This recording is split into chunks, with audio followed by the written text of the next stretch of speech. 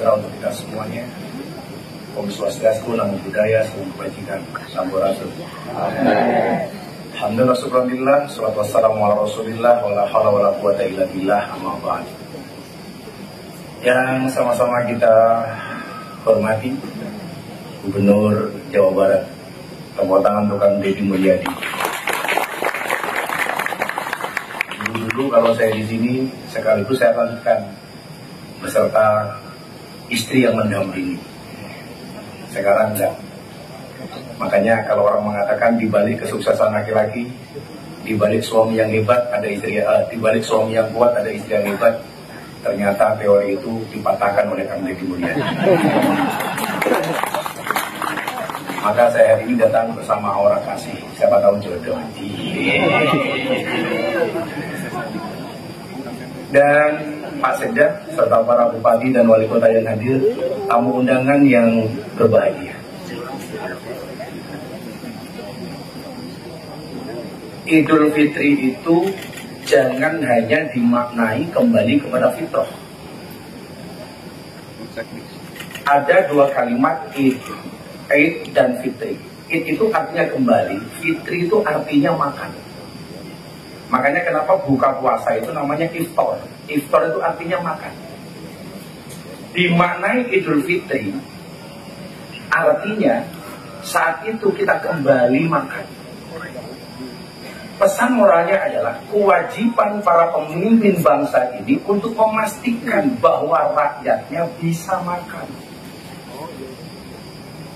Apa yang membedakan orang dulu sama orang hari ini? Orang dulu itu punya prinsip, Bapak Ibu. Makan nggak makan, yang penting kumpul. Mereka lebih mengutamakan kumpulnya dibandingkan makannya. Hari ini dibalik. Kalau dulu makan nggak makan yang penting kumpul, hari ini kumpul nggak kumpul yang penting makan. Jadi kalau orang dulu itu mementingkan kumpulnya, orang hari ini mementingkan makannya. Maka perbedaannya satu. Kalau orang dulu banyak yang sakit karena kurang makan, orang hari ini banyak yang sakit karena kebanyakan makan. Nah, Idul Fitri dimaknai bahwa jangan sampai ada anak bangsa yang tidak bisa makan. Makanya saya pernah bilang sama Kang Deddy, ketika pertama kali program makan bergizi gratis mau di launching, waktu itu Pak Prabowo tanya sama saya begitu, Gus, ada nggak dalil atau cerita dalam sejarah yang menunjukkan betapa hebatnya soal makan? Saya bilang, Pak, ada nabi yang keren, namanya Nabi Ibrahim. Nabi Ibrahim ini punya anak namanya Ismail. Itulah alasan kenapa Nabi Muhammad itu nggak punya anak laki-laki. Karena kebiasaan para nabi, kalau nabi punya anak laki-laki, anaknya akan menjadi nabi.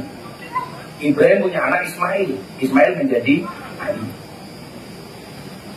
Daud punya anak Sulaiman, Sulaiman menjadi nabi.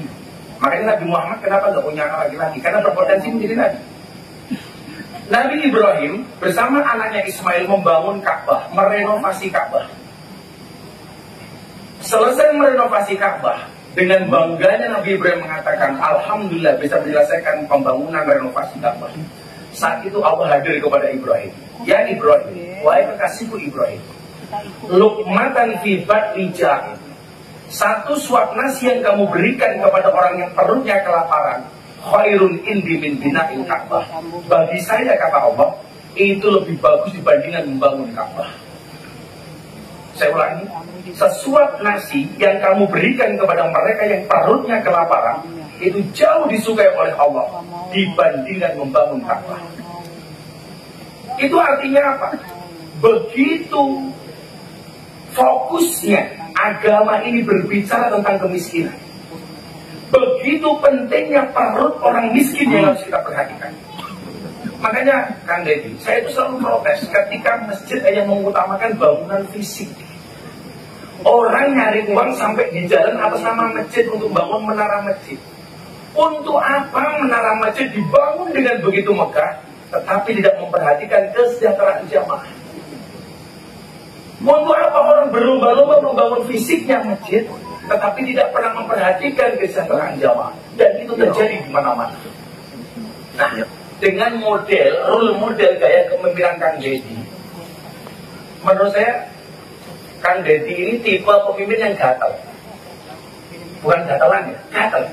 Jadi gatal ketika melihat ketidakberesan.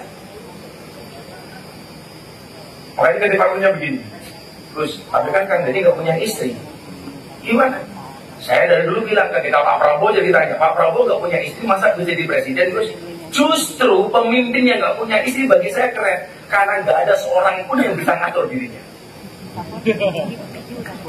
Siapa yang mau ngatur?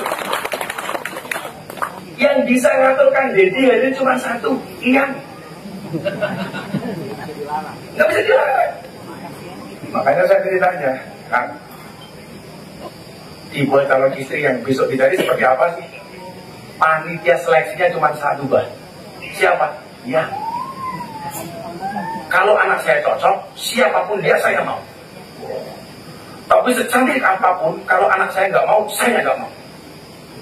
Makanya awal mula saya minta rekom untuk Kang Deddy itu, banyak kawan-kawan saya di Jakarta tuh bilang, beneran Gus, Kang Deddy bisa jadi gubernur? Saya yang jamin. Karena mohon maaf Ibu, hubungan saya dengan Kang Deddy itu, saya sebenarnya sakit kemarin. Saya bilang sama istri saya, udah Subang, saya udah lama nggak ketemu Kang Deddy. Karena cinta saya kepada Kang Deddy ini seperti air kencing di dalam kolam renang. Maksudnya apa? Wujudnya tidak nampak, tapi hangatnya bisa dirasakan.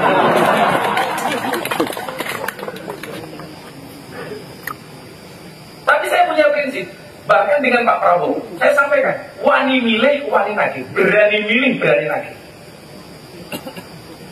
Hari ini kita berani memilih Kang Deddy.